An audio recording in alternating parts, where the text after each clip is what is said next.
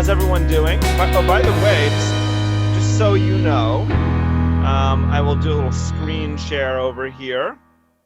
Can you see that? Yeah. Yeah. Yes.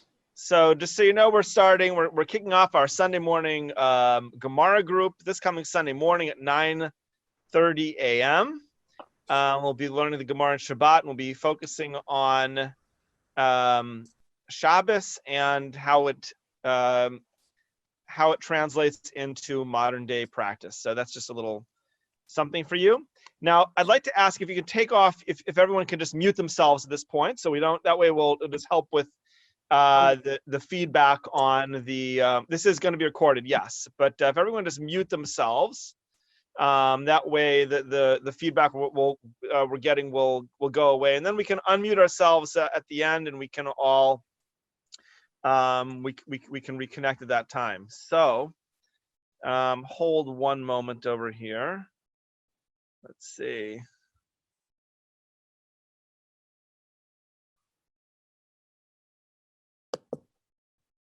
Okay.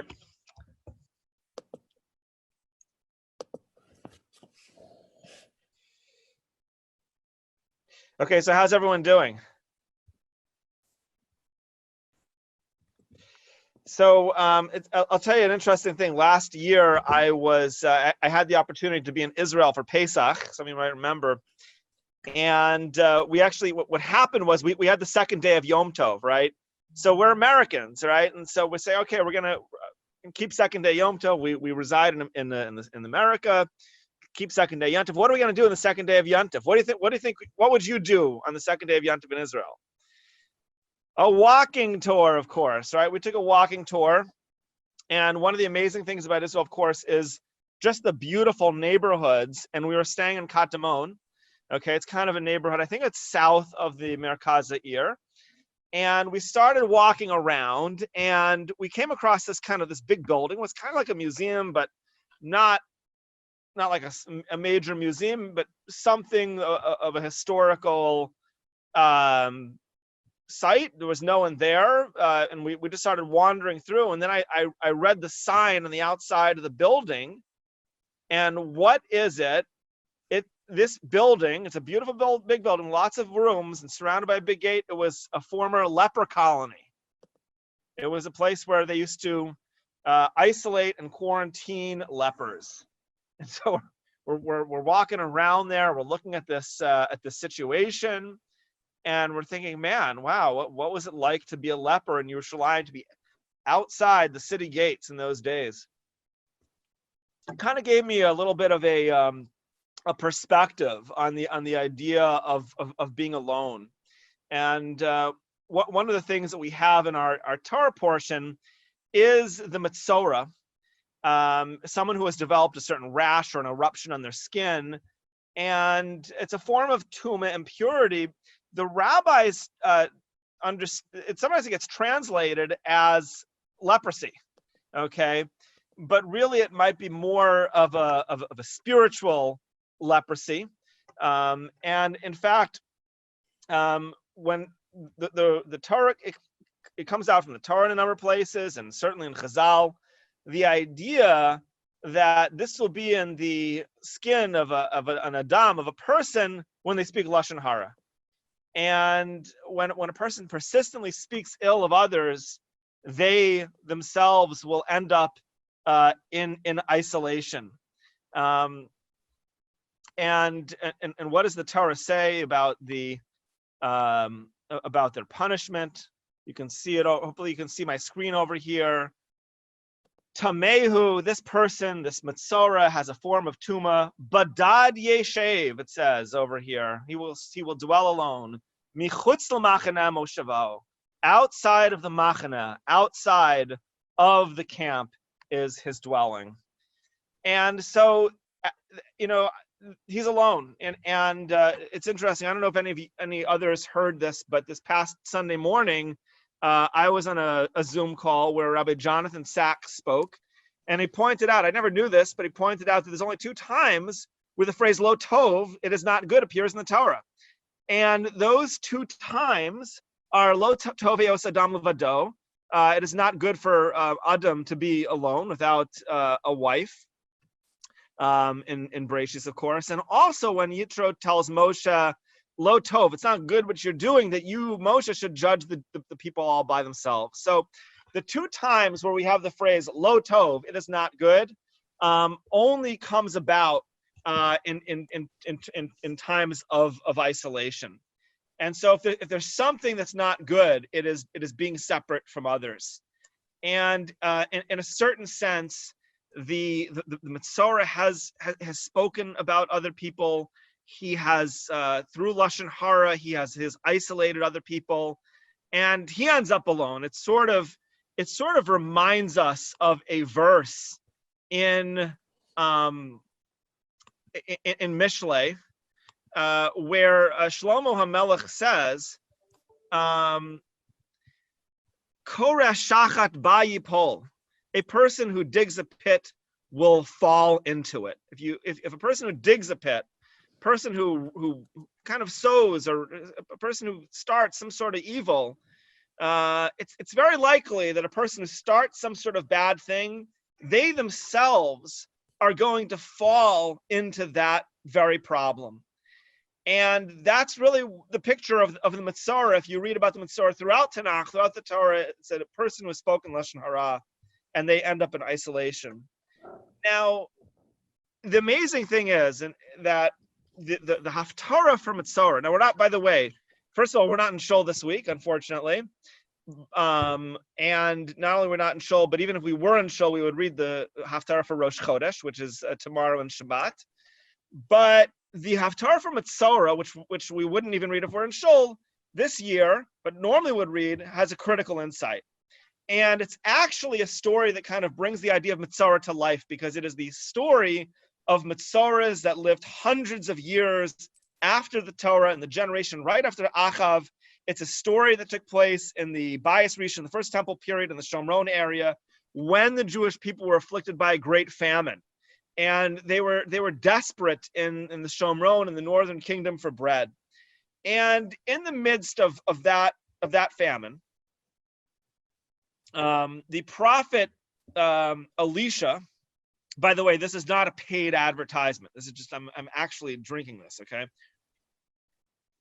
The prophet Elisha announces that Hashem is going to bring redemption. In fact, Elisha tells the king, God's going to bring redemption so quickly that by tomorrow at this time, not only is there going to be bread, but the price of a sa'ah, a large measure of wheat, is going to be 1 shekel, and the price of a sa'ah of barley is going to be 2 shekels. I'm sorry, the price of a sa'ah of wheat will be a shekel, and 2 sa'ahs of barley, which is cheaper, will be 1 shekel. So anyways, the idea that by tomorrow bread will be available. Not only be available, it's going to be cheap. And of course, that was something that was completely, crazy. How could Elisha the prophet say such a thing? He's so off his rocker. How could that be? Now, at the very time that Elisha was sharing this Besurah Tov, this good tiding, there were a group of 4 men standing out the city, and these men were, you guessed it, they were Metzorahs. They were people afflicted with Tzarat, and they were outside of the city gates, as the Torah prescribes. Now, of course, they're hungry and isolated. And so what are they going to do? I mean, they could starve to death, right? And so what they decided was, they said, look, we don't have a great future over here. Why don't we, there's the nation of Aram to the north of Israel has sent an army to invade. Let's go turn ourselves into the enemies of the Jews. And okay, maybe we'll become slaves or whatever, but we'll get some food. All right, that's the kind of thing that you do when you're starving to death.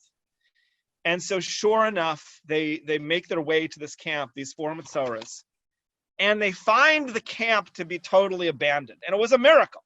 God caused a miracle whereby Aram, for some reason, heard this great commotion that sounded like an army approaching, and Aram thought that it was the Israelite people attacking them.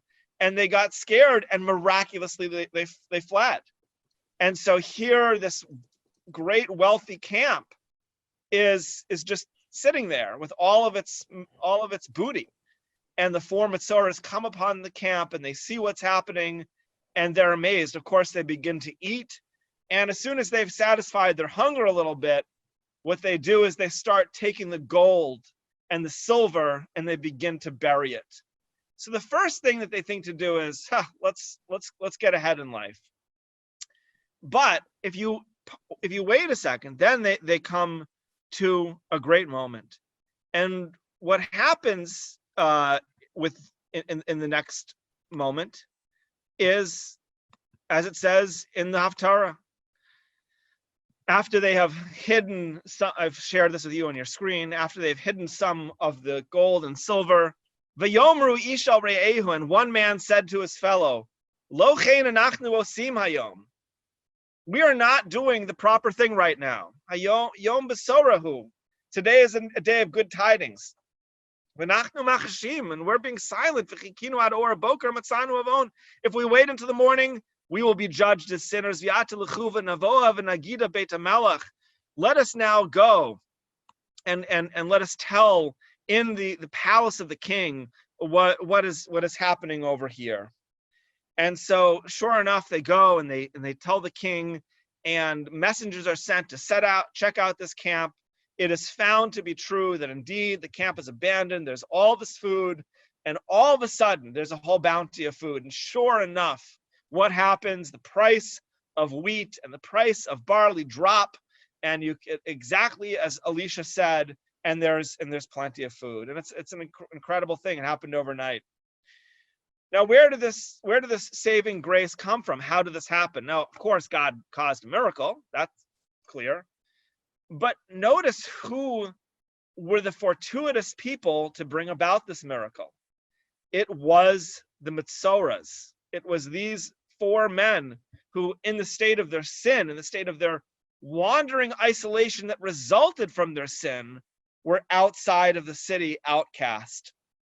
And when you really think about it, these people had a real turning point.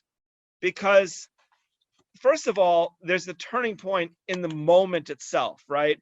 Because in the moment itself, they go from hiding gold and silver to announcing to the people that there is food. But really, it's a bigger turning point in their lives. Because if they were Metzorahs, if they were people who were speaking Lashon Hara and focused on the negative traits of other people, they initially came into the camp focused on themselves. And then what happened?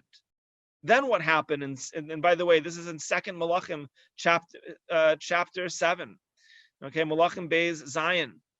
What happened next? They had a turning point where they became focused not on themselves, but on the community.